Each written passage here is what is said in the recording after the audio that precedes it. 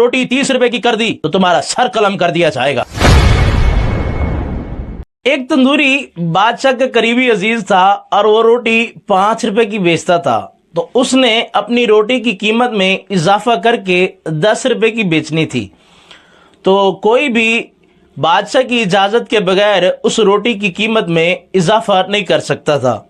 تندوری بادشاہ کے دربار میں حاضر ہوا، بادشاہ سلامت روٹی کی قیمت میں اضافہ کرنا ہے، 5 روپے کی بجائے 10 روپے کی بیچنی ہے۔ تو بادشاہ نے کہا کہ تم روٹی کی قیمت 30 روپے کر دو۔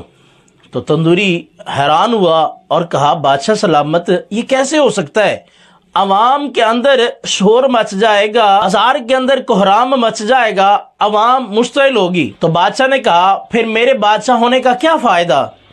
تو تندوری گیا اور اس نے اگلے ہی دن روٹی کی قیمت 30 روپے کر دی۔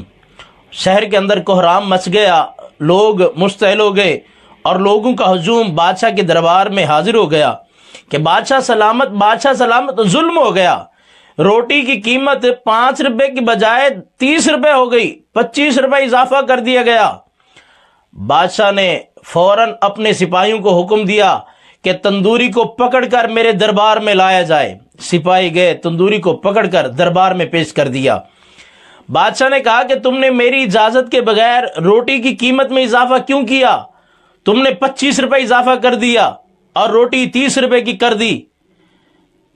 تو بادشاہ نے فوراً اپنا حکم سنایا کہ کل سے تم نے روٹی کی قیمت آدھی کر دینی ہے، فی روٹی تم نے 15 روپے کی بیچنی ہے، اگر تم نے اس طرح نہ کیا تو تمہارا سر قلم کر دیا جائے گا۔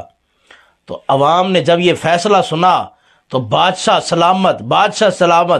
سلامت کے نعرے گونج اٹھے، عوام خوش ہو گئی۔ تو پھر تندوری بھی خوش ہو گیا اور بادشاہ بھی خوش ہو گئے۔